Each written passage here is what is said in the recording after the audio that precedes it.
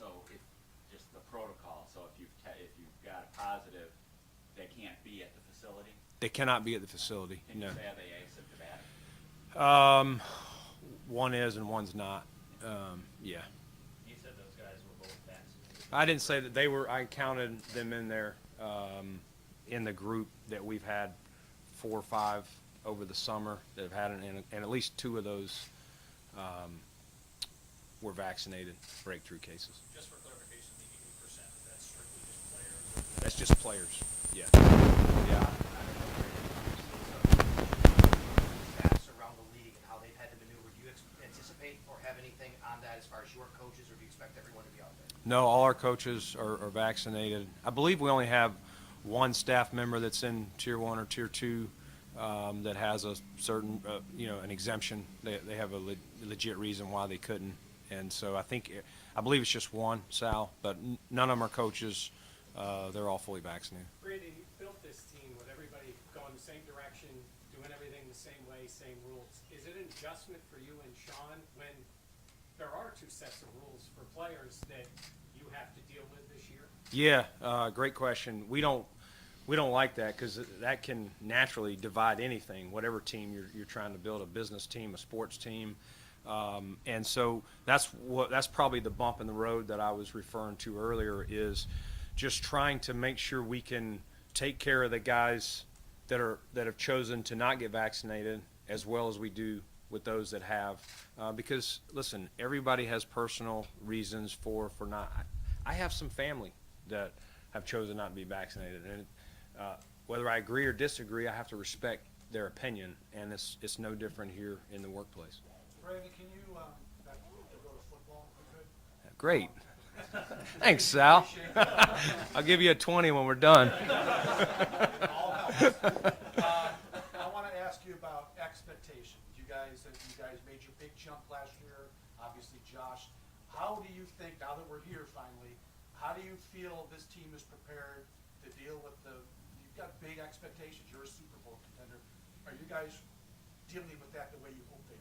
Yeah, I think our guys understand. We've stressed it all year and all off season is what we did last year was really good, but it means nothing. We're 0-0. One of the coaches I heard him talking to a couple players yesterday, talking about reclimbing the mountain, that we don't get to start up here. We're starting at the bottom. Everything we did, all the success we had, it doesn't mean anything. Everybody's 0-0. Everybody's at the start line, and we have to reestablish the things that we did well last year, because people have tape. They're going to watch how we did. Some of the things that we did offensively, we put up some really good numbers.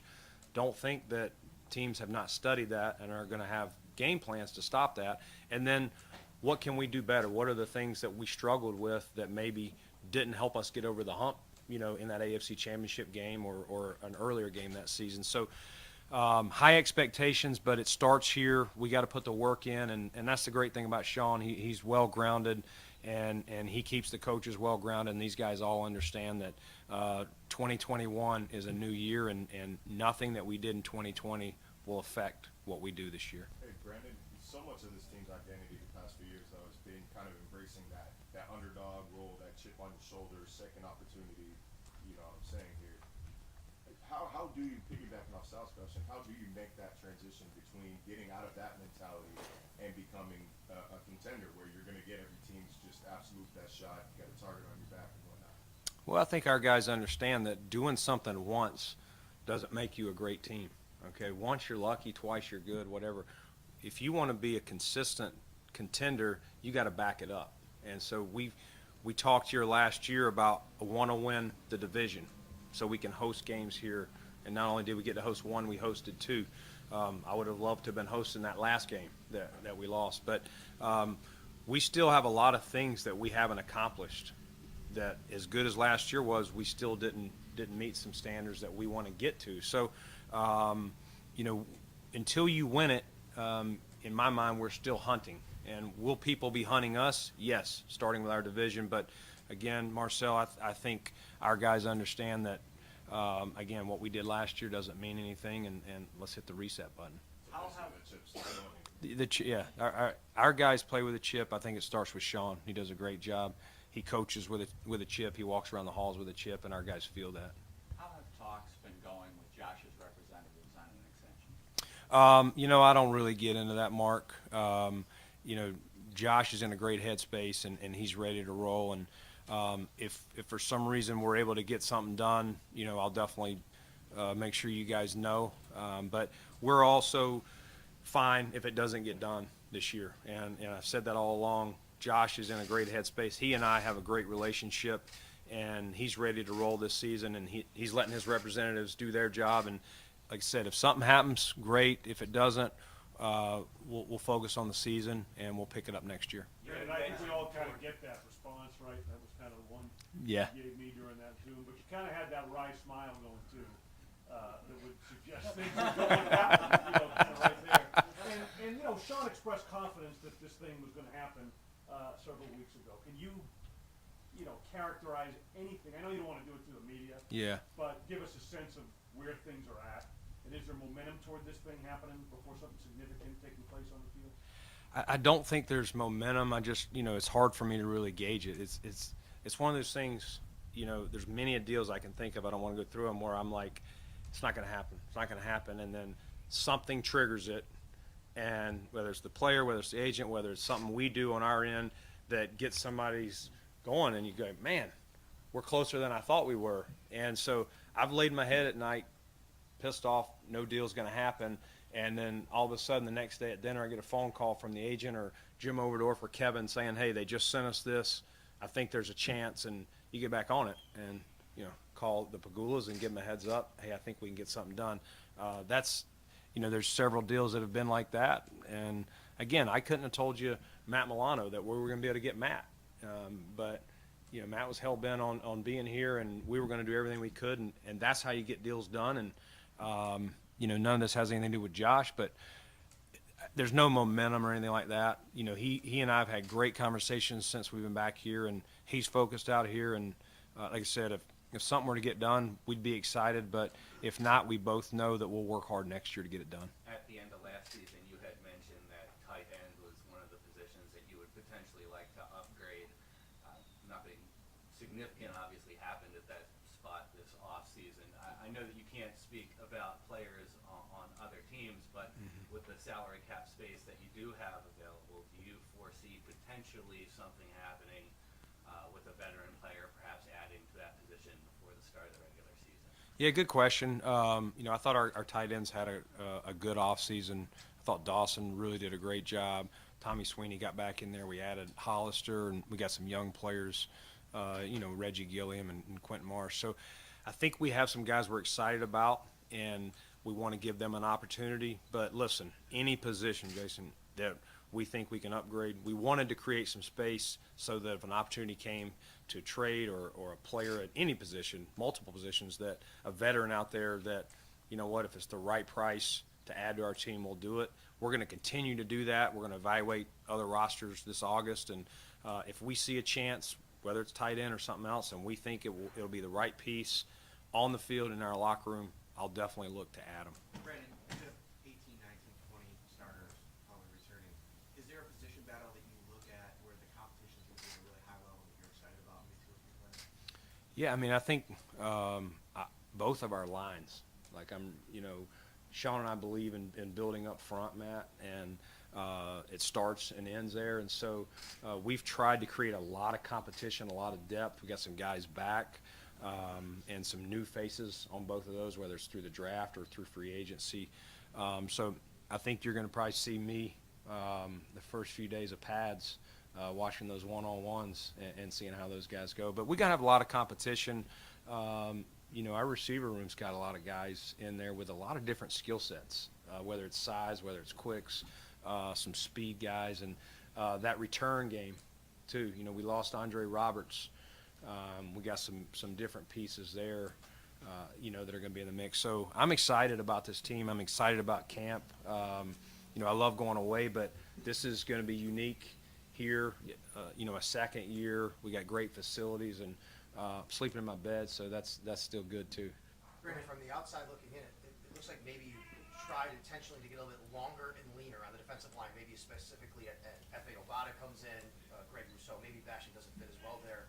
even Mario Addison looked a little bit leaner when we saw him out here in minicamp. Was that by design that you wanted to do that, or was just the way it worked out? Sometimes it's the way it works. I mean, I'd love to, Sal, always draft height, weight, speed, prototype size, and you can't coach those things. And, you know, what Rousseau has, and, you know, Basham in his own way, and F.A. in his length. But like I said, Basham doesn't have that length, but he's got great feet, and he can anchor in there to where he can anchor on an end or inside. And the versatility is probably the piece that I was looking for most, or we were looking for, and I think that's what we have. I talked about the receiver, but to your point, at D-line, we've got a lot of different pieces and guys that can play on the edge or can play inside. And with the expanded roster rules back for this year, first, what did you kind of gather and learn from going through it the first time last year? And second, does it ease the burden at all for you decision makers with a roster as deep as yours appears to be? Yeah, I mean, you know, last year we had 16 practice squad or whatever. So yeah, I mean, we're hoping that continues, and that we can, you know, again, you got to get you get to select your 53, and then you got to hope that you can get as many of those guys that you want back on your practice squad. So that'll always be, when we get down to that final cut, I think we're going to have some tough calls, and some guys that we're not going to want to put on the waiver wire and cross our fingers that they get to us and get them back here, because yeah, there's also that rule, the game day rule, where you can activate 2 guys off practice squad without exposing them. So those were some neat rules that we got to try out last year, and got a good feel for how that works and how to use them to our advantage. And I think we'll definitely do that again this year, Chris. One less preseason game, but an extra regular season game. How much have you and Sean talked about the workload heading into the season, and does that change based on that? Yeah, I mean, I think we'll learn a lot this year, Josh. So I don't want to act like we've got all the answers, but we've definitely talked with our performance team, our sports science, and the medical people, of starting with camp, how we're going to get through camp, ramp it up, get ourselves in football shape. Our guys have done a great job of getting in physical shape, but they haven't played football yet. So that'll be Sean and his staff's job now to get them to that point, and we'll use the preseason ramp up plus the games. But yeah, we're going to have to monitor workloads through August and through the season, and yeah, because there's still only one bye. So, you know, I was kind of hoping they'd throw an extra bye in there to allow us to give these guys another week off, but they chose not to. I think we'll be able to tell you even more after the season what we learned and what worked, and what changes we may make next year from what we learned this year. Brandon, Some of your third-year guys, Singletary, Knox, Ford, specifically for Reach, what do you need to see from them this summer for them to turn the corner in your mind? Yeah, I think all those guys will. Singletary, I thought he had a really good rookie year. I think last year, for whatever reason, he didn't have the same year, but it wasn't all bad either. I think he did some good things. It just I think he expected more of himself, and he's in great shape. He had a really good offseason. Cody, Cody's had a tough injury, the last couple of years. He fought through it the first year. Last year, again, unfortunate, a couple surgeries. But he did, he probably had as good an offseason as you could ask for, dealing with 2 surgeries. That's not easy to also get your strength back. He's in great shape. He's excited. You see a big smile on his face. I saw him in the calf this morning. He's ready to roll. And so he'll come back in, like every position, though, Joe, these guys are going to have to compete. Zach's coming off his injury at running back, and he'll work his way back. And I think there's going to be a really good competition at running back. And whoever starts will start, but, I'm sure it'll be pretty similar. Brian Dable will go with the hot hand. It may be one guy this week and another guy the next week. Brandon, you've been pretty complimentary over Levi Wallace these last couple of years. How has he gone from somebody who was undrafted to a guy who's played, a lot of meaningful snaps for this team? Yeah, I mean, nothing phases him, and you go back to his story at Alabama. He wasn't a 5-star recruit, anything like that. He just finds a way. He's always in the right spot. His teammates love him. He's just one of those guys. Sean uses this term, and I agree with it, like a glue guy. Just guys are confident. They don't worry about him. Does he a height, weight, speed, and have all the things that some guys have that are drafted high? No, but he knows how to play football. He has great instincts. He has great awareness, and he works on his game. And he's one of those guys. We've continued to bring competition to him, and he doesn't bat an eye. If we'd have drafted a corner in the first round, you wouldn't even known it from Levi. He's just going to come in and he's going to beat me out, and that's his motto. And that's the type of player that we like here, and we were glad to get him back this year. Brandon, with all the competition and depth that you guys have on the roster, can you afford to have guys like what Andre's been the past couple of years that basically their entire role is just on special teams, or do you need to focus on finding guys that can contribute either offensively and defensively while also filling those special teams roles? Yeah, John, good question. Special teams is important for us, and I think we've put an emphasis on that. We would have loved to have kept Andre, but the cap going down, it was just we had to pick and choose, and I think he'll do a great job in Houston. But no, we brought Tywan Jones back. I think that's his number one thing is a special teams player, especially a gunner. He's an elite gunner. We have other guys, Matakevich, who we extended this year to add. He did such a great job and has brought a leadership element to our special teams. So we're still always going to put a lot of emphasis on our teams. But, yeah, it's important for those guys that are not frontline starters to play 2, 3, 4 phases for us. And that's what we emphasize. And, Sean and I do meetings with all these guys as they check into physicals. And that's one of the things that we emphasized yesterday to them is, hey, listen, if you do not win that starting job, you better be in Heath Farwell's hip pocket, and you need him telling us how much he needs you on these 2 or 3 phases. That's how you're going to get a jersey on game day. Let's take 2 more, please. Brandon, one more on Cody. Yeah. During the offseason, you said that you anticipated that he would be one of the best 5 that they had. Do you still hold firm to that after all of your offseason visits? Yeah, I think we believe in Cody a lot, and I think when he's been out there, I think he's done really good things. Cody's he doesn't bat an eye. We play him at right tackle his first year. We move him in at guard. We bounced him around last year, whether it's left guard or right guard to start out. And that's not easy for a young player to just move around. He doesn't say a word. And so I think the thing we're going to try to do with Cody is figure out, he'll get work at both guards, but figure out which spot's best for him. And he's going to have to go win it. He's going to have to go show who he is and why we picked him where we did. But I'm very confident in him, and I think once he gets out there and gets his feet under him, I think we'll see the Cody that we drafted.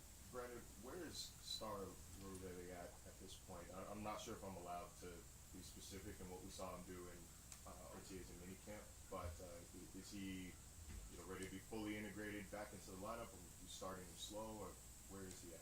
Yeah, I think we'll get him back in the lineup and get him going. Obviously, Star's going to have to get his feet underneath him. You don't just sit a year out and come back and everything come back like that. He's going to have to work his way. I think the thing we've told Star is, listen, don't try to do too much too early. Get out there, get your feet on you, especially when we get back in pads. But he's in great shape. He's worked hard. I see a renewed smile, a renewed energy. Star's a man of few words. You guys probably know that by now, but he seems excited to be here. We're excited to have him back. He's been an integral part of our success. I can tell you our linebackers are glad to have him back. He does a great job of letting those guys run free, and so I'm sure Ed Oliver will be glad to have him back as well. A few less double teams for him. So I'm excited to see Star, and I think he's excited to be out here. And if I can follow up with that, a lot of the talk about the Star's return is centered around the impact on Ed. But you mentioned the linebackers. What do they benefit from having Star back on the field? Yeah, he does a great job of just eating up blockers and keeping guys getting to the second level so that Tremaine and Matt and AJ and these other guys can roam to the ball. And, Tremaine and Matt last year, probably they had some injuries early in the year, but I think it was also, just dealing with not having Star in there, different pieces, and we had no off season, so we had some new pieces in there, and I think our whole D-line maybe started a little slow, but the second half of the year they really picked it up, and I think year 2 under Eric Washington, those guys I think you're going to see even more out of that group. Yep, don't leave. I got one more thing. There's a gentleman here that has covered the Buffalo Bills for a long time. It's good to see his face, and he's going to be retiring here real soon from the Buffalo News, and I know Catherine's here to replace him. But Vic, you've done a great job. Just from afar, I knew who you were, and from Carolina, and just being in the league and getting up here and getting to know you. And he's written books, bestsellers. He's a Hall of Fame selector. My son's listened to him on Sirius XM and told me a couple of things he said. I said, tell me if he ever says anything bad about me. But in all seriousness, great career, and I know you're going to continue to do that. But you'll be missed showing up every day here. I know these ladies and gentlemen will miss you. And from the Bills, we just appreciate how you've connected us with our fans even before. And I'm sure I speak for Bill Poling and Marv Levy and all those guys. But from Boyko and his staff and all of these people, we just want to say thank you, and we got a little jersey for you here as well. Come on up.